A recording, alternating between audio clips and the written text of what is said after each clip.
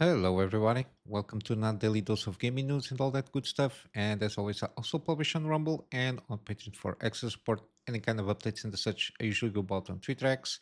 Um, Yesterday, I did manage to publish the Callisto Protocol episode, and tomorrow will be the final episode of Callisto Protocol.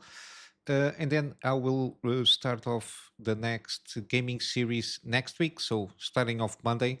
So yeah, I will not do gaming upload on Friday. Um, in the meantime, there should be the new Monster Hunter Wilds beta phase 2. I think they extended a day or so because of the PSN out. I'm not sure if it is exclusive to PlayStation, this extended 24 hours, or if it is for everybody.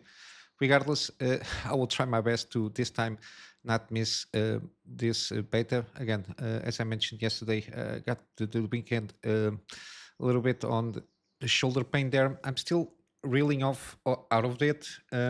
It's very difficult for me to sit down. It's a difficult position for me, but yeah, I will try to do my best here and keep on going. The gaming news, I can manage that. It's more having a sit down and experience long periods of time. But yeah, I will try my best here. Tomorrow will be then the last episode of Callisto Protocol, and then we will proceed with another one. Just a quick reminder again, complete game series are here on the main page of the channel, as also the active gameplay series and all of these thingies that I always try to keep the best that I can. But yeah, it's a little bit difficult at this moment in time, but I will do my best here. So let's go to the news. Similarly, more information, more leaks, and everything coming out from the 70 class cards. Information regarding the release date, especially the 5070 Ti. Supposedly, we already had some leaks regarding embargo lifts, especially from reviews and launch dates. Supposedly, it's going to be February 20th. We got a kind of an official confirmation out of it, which is basically a countdown on MSI, the French site, if not mistaken, around 9 days. So the 9 days goes about until the 20th. But yeah, we'll have to wait for reviews out of this. In terms of the prices, yeah, $750. I'm not sure if it's going to keep itself on MSRP, mainly because the low inventory that we saw from the 5080s and 5090s. I will assume there's not going to be enough inventory again. New lunar year from China, where is mainly the base of manufacturing of the GPU side of things. It still needs to wrap up those festivities and then start opening up the manufacturing and ramp up the production, and then until it reach through the distribution channels, until the retailer stuff, it's going to take a while. um, I think expecting late March, maybe we'll start to see a little bit better inventory on retailers. But yeah, we'll have to wait and see. Until then, 5080s, 5090s are up to the roof in terms of pricing. I will assume something similar will happen to the 5070 Ti at least, and probably 5070. We're not going to see them at MSRP. The 5070 Ti doesn't have a Founders Edition, if not mistaken. It's going to be all AIB, so they will have at least one model from each brand trying to aim for MSRP, but we saw ASUS changing that with the 5090s, I think, or the 5080s. Ramp up a little bit the price of they alter the MSRP there. But yeah, we'll have to wait and see how this will go.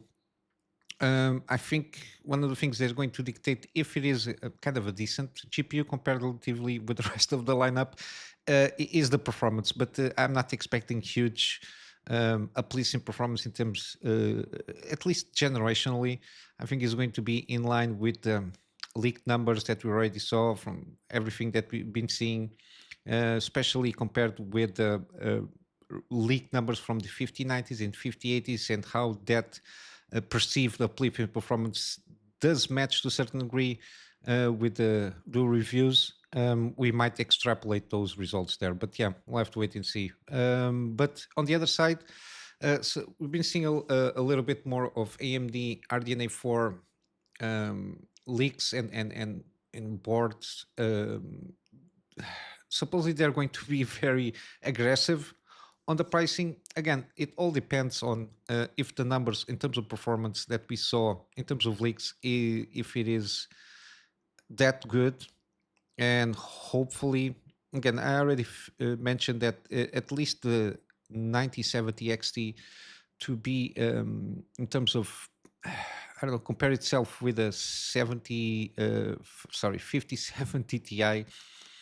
It has to perform as at least as good uh, uh, across the board, considering also the upscaling technology. If they really did manage to push FSR4 to almost to the levels of the DLSS 4 to a certain degree. Hopefully, they could manage to do that, and the fact that they have to will have to compete more aggressively on the GPU side of things if they really want to gain some market share. Again, all of this is on the crux of if they really want to take a little bit of market share, they really need to be very aggressive on the pricing and keep themselves on the same kind of level on the same kind of class performance there. Supposedly, they're saying that the 9070, I will assume this XT supposedly between 500 and 600, and they already supposedly stop production or halting production of the RX 7800 XT, which is basically on the price range, which falls around those between 500 and $600. I think MSRP of the 7800 XT was launched around $500. And yeah, if they want to launch something even better, which supposedly it's what's going to be the 9070 XT, and it's going to put it on the same price, they are basically battling against themselves in a certain degree. So I think that's why supposedly they ramped down the pipeline in terms of production of the 7800 XT.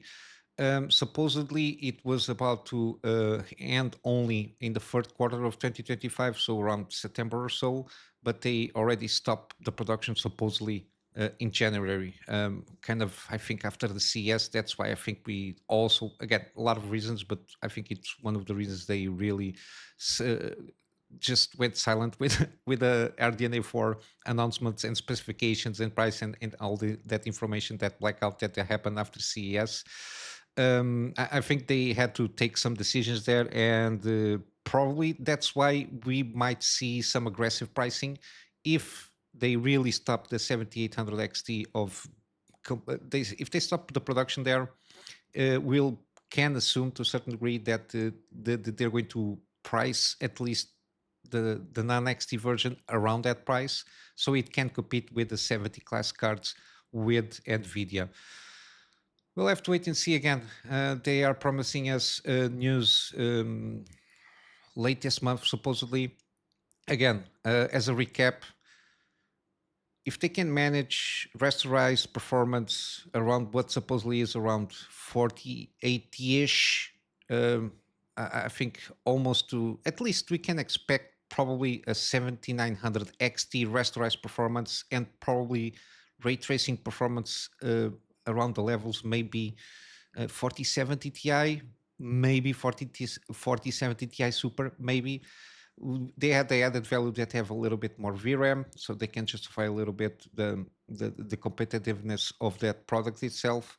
But yeah, and also again with the added bonus, if FSR4 is really that good as we saw on CES showcase there, even though supposedly was like a beta build or something like that. I mentioned the hardware unbox video that they did there, trying to compare between each other. And there was also another channel, Digital Foundry. I think they did a video on that. But yeah, if things fall in line around that, I think we might have a good competition here on this price range, which is like the mid to high mid tier-ish kind of a thing around that 500, and maybe we can have some aggressive pricing and competition, and we'll have to wait and see. Basically, it's the when the reviews and everything, so you can have a better sense if we're going to have a good launch on this at least price range. Hopefully so. So as always, don't sell your cards. Usually, again, if you're able to play the games that you want to play at a reasonable frames per second, you can hold on. But yeah, I think if you're in this price range, it's always good to wait a little bit. It doesn't hurt, like a month or so until you can make a good purchase decision there. In terms of other news, I've completely forgot to check this out. I was aware of this, that the Valve banned Steam games with force ads, so kind of what we see with free to play on mobile, which sometimes if you want to, I don't know, add a turn or play something like that, you have to watch an ad to continue playing or something like that. Again, I'm not very much of a mobile gamer. The only game that I have on mobile is Balatro, so it's a paid app. So I don't have those issues with ads, but I know it's a very intrusive thing. And Valve, to avoid any kind of ports from mobile games to go into Steam, because on Steam you have free games, but then they monetize it through DLCs and packs of stuff. It doesn't have anything to do with you're forced to stop playing, watch an ad to continue playing, and they basically launched this rule. Again, developers should not utilize paid advertisements as a business model in their games, such as requiring players to watch or otherwise engage with advertising in order to play, or gating gameplay behind advertising. If your game business model relies on advertising on other platforms, you will need to remove those elements before shipping on Steam. Those some options you could consider include switching to a single purchased, so paid app, and making your game free to play with optional upgrades sold via micro transitions on downloadable content, so DLC there. And then developers should not use advertising as a way to provide value to gamers, such as giving players the reward for watching or engaging with advertising in their game.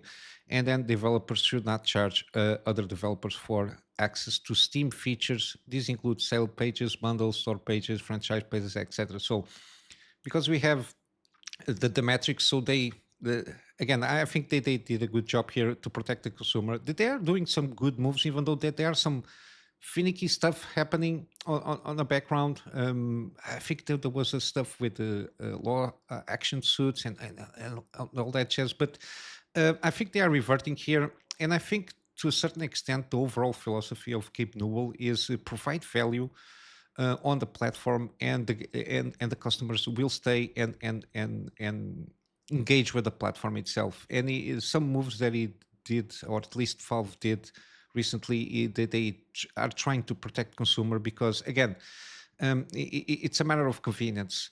Because deep down, one of the major successes of Steam and Valve as a company was the fact that they managed to reduce the inconvenience of accessing games. And to a certain degree, it reduced a little bit the uh, piracy scene. But yeah, I think that if you provide value and convenience to customers, customers will prefer to pay a game, even if it is a discounted price, than to just resort to piracy, because entering in piracy scene, it's already a little bit of muddy waters again, how the name indicates there. But yeah, I think they want avoid any kind of shenanigans happening in their own ecosystem, like the advertisement having this kind of mobile virus to a certain degree, which is you relied on watching advertisement to play a game, or to interact with a piece of software. We have this kind of same kind of issues creeping up, for example, in Netflix. Disney Plus, I think, is going to implement, even on premium tiers, advertisement regardless if you're paying for the service or not. And again, that will reduce the convenience of utilizing the service, and for sure people will leave the service, because might as well go to other places and check the same content again. But in terms of this advertising stuff from Steam, Of course, they leave room for common sense inclusions like brands and appropriate product placement, such as racing sponsor logos on skateboards and all that. The things that we have, for example, in soccer games, we will have the sponsors. So usually, you got the brands Adidas, Nikes, and all that jazz, which is already part of the ecosystem there. That will be okay. It's a matter of advertisement itself. So interrupting the session to introduce an advertised role play, like for example on YouTube. If you don't have the premium stuff, you get interrupted with a content consumption with an advertisement, and then you can proceed with the resuming what we were doing before. But yeah, it's good to see this. And also, they did do an update regarding early access titles. Now you have a note if there isn't any kind of updates on that early access title. They will have a note there saying that again there wasn't any kind of update on this title, whatever it is, for X amount of months or X amount of days or something like that. They will warn you so you don't get lured into try and support some early access that you think it might be worth. But if there is stalled, again, people might abandon projects for several reasons, and but I will assume a lot of them is they just abandoned and they never take it out of Steam. Hopefully that somebody might pay and they receive the money, stuff like that, because there is no mandatory refund to a certain degree, because there are no promises made that by paying or buying in that option of early access you will get the final product. So that's why they are doing this warning to customers regarding this kind of early access, which is a good move. Then we got the continuation here with Grand Theft Auto 6. Again, we got the $100 pricing for speculation. Again, these guys, they just want to squeeze out every cent out of you. Again, I don't think putting even if they, I don't think they will try to benchmark. I already give a little bit my opinion earlier this year regarding the $100, especially on GTA 6. Probably they will launch at normal price. I think it's around $60 to $70, give or take. And they would what we'll try to do is captivate the audience through, I will assume, another upgraded version, or what they will call upgraded version of GTA Online, which is only going to be available in next gen hardware, let's say in the next consoles, so PS5 and PS and Xbox X. Because I don't think this game is going to be available on PlayStation 4 and Xbox, the previous ones. Mainly because I think they want to transfer all the audience that they have and boost not only the sales of the consoles itself, even though it's not directly profitable for them, but I think they want to transfer what they already have in one ecosystem and transfer to a completely different ecosystem, so they can, I don't know, gain a little bit more of that GTA Online and the shark cards or whatever they called, and the boosts of people can buy in on the game itself. I think it's going to be more in that line. But yeah, but here is some comments from the CEO telling that again, the game will be launching first on consoles. I think it's in line with their Rockstar philosophy of fine tuning a game the best they can around a piece of hardware, and then a couple of months to a year or something like that, they take that time to improve what they have on the consoles and porting that out to a PC version of the game. At least that was basically what happened with the GTA 5, if not mistaken, at least the best of my recall. But yeah, I think because they are interested always on the PC side of things, again, usually they can generate around or over 40% of overall sales. Again, if you divided that by 40% on PC only, then you have to split the 60 between each console, let's say, to be generous. So around 30 for PlayStation and 30 for Xbox. So again, the major slice of the pie is always going to be PC, because it's where the majority of base of players is. Because to a certain degree, not to a certain degree, console growth is stagnating. We don't have as much as PS5 sold as PS4, if not mistaken. The same thing goes for the same generation of the Xbox. And PC is something that again, it's a little bit different, and the fact that there's can be a lot of generation of several hardwares at the same time. I think it in terms of sales, it does produce a little bit more than 40%. That's my perception. And again, I think that by the end, um, to a certain degree, exclusivities or exclusives for platforms, it's not going to be such a thing. Xbox is already tried to turn that, but then again, that is to a certain degree a consequence of the Xbox Game Pass decision that they made. It's not making a lot of money, so they basically have to port their games to to the competition, which is basically PlayStation and Sony. Sony is more than happy for sure to take their cut of the pie on the sales that they generate from on PSN. And we already have Xbox is already well integrated on the PC scene, and I think by the same token, we got the Sony publishing arm on PC, which had its own issues, which I think they are finally reached the conclusion that I think we're not going to see that much more in terms of PSN count linking mandatory stuff there on there, at least on the single player side of things. But yeah, we'll have to wait and see how this will go. I don't think they're going to try and sell this $100 again. All the cuts that we'll be seeing on the industry in terms of firings and trying to reduce the bloat, let's say on the studio side of things, they really need to not justify rising the cost of games, but they really need to reduce the budgetary situation that they have when producing video games. I think that's the main reason. Again, you can all tell that games are getting a little bit more technically complicated, but I don't think it justifies in some cases. For example, Ubisoft having 20,000 employees. That's a lot of employees for what kind of games that they launch, and then still they still manage to outsource a lot of the work that they do for their games. For example, we got Assassin's Creed Shadows. It's the same thing. I think Star Wars Outlaw is the same thing. Was the same thing regarding outsourcing work.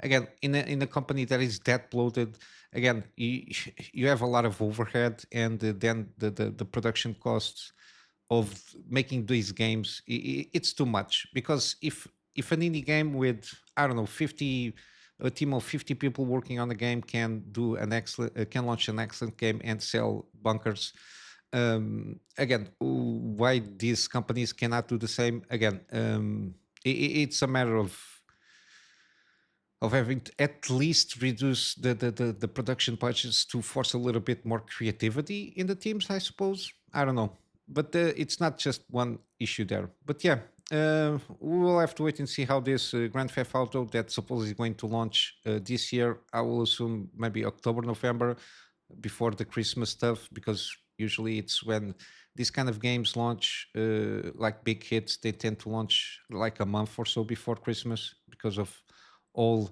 the buying options that people have at around that time. But yeah, I think we'll have to wait and see how that will go.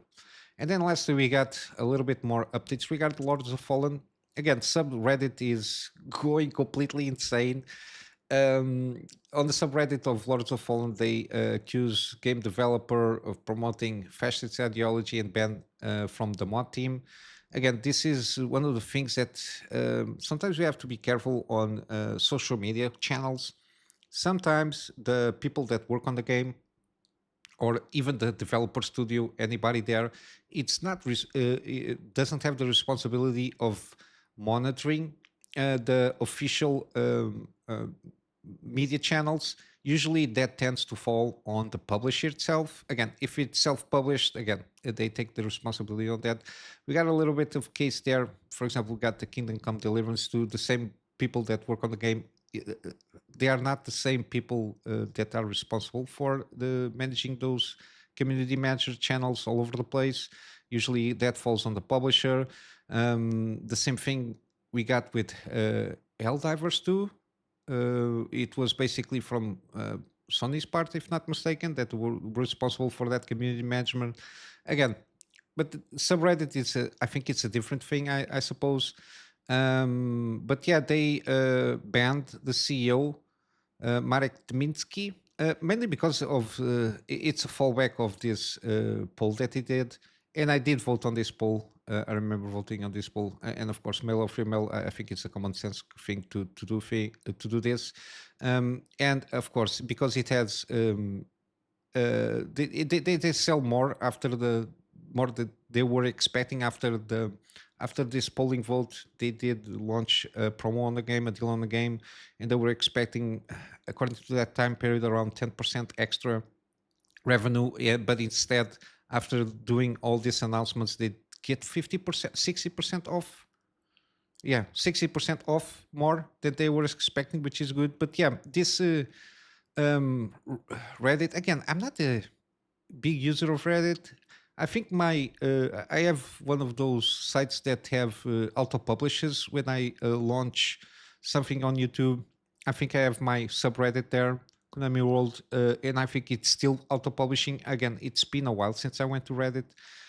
Always found a little bit confusing Reddit to navigate itself. Found a little bit weird how it works, but yeah, after a lot of people are again banning everybody from subreddits, taking over stuff there.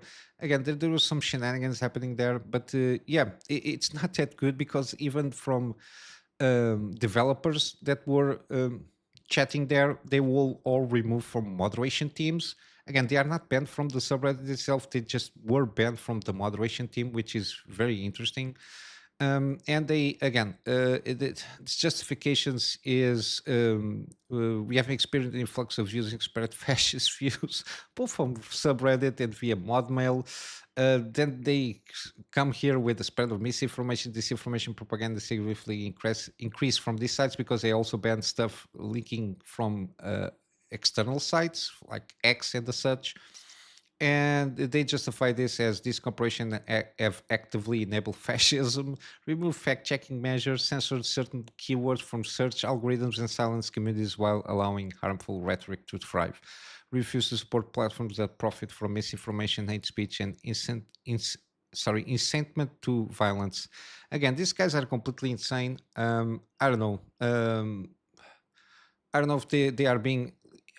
Again, I will have to assume to a certain degree a lot of these people that what we sometimes call the keyboard warriors, maybe the funding is drying up and they are throwing a fit. I don't know, because of that USAID stuff that happened. Again, there is a lot of shenanigans, and I didn't see a lot of reporting regarding how that affect the gaming side of things, at least gaming reporting.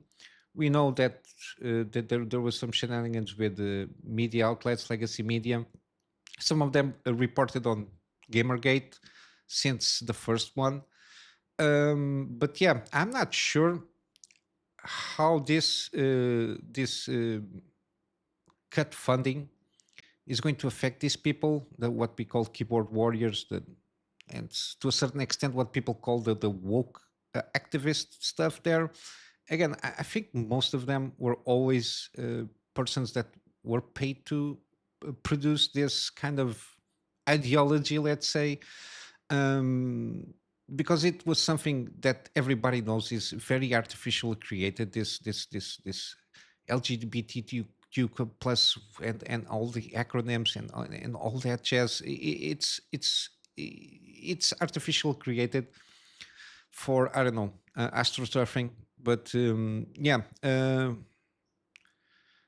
this is not going to go well because the game is selling well. It's one of the things that it's not going to work. Reddit, it's on the downturn. It was, I think, again, to a certain degree, X. It's a little bit better, at least since takeover of Elon. It's a little bit better. It's not perfect. It's not what it's promised, but at least people are not getting banned out of nowhere. Um, there are still some shadow banning, I think, and other stuff, but that there is not the same kind of I don't know, big brother kind of feeling around that. But yeah, it's good to see that at least again, this is not a good situation. But again, I'm not a huge user of Reddit, but it's good to see that there is. It's a good sign when even creative directors and people heads of the studios are willing to put out themselves and asks questions to the customers and get that feedback and accept it or not. At least they are asking a feedback, which is a good it's a good start of a dialogue between what the people that are producing the content and people that are consuming and therefore paying for the content itself. I think it's going to be some um, traveling journey with some pains in the road and some bumps.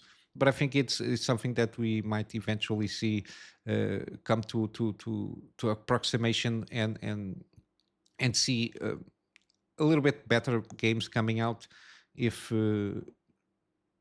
companies are at least the creative part, the developer side of things, asking questions. Would you like to see these kind of things? We are not sure if this is the best way to proceed.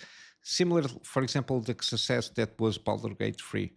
They had a huge early access period. They were accepting a lot of feedback. They took that feedback, implemented a lot of it for sure on the final stage of the game, and that's why the game is still selling very well.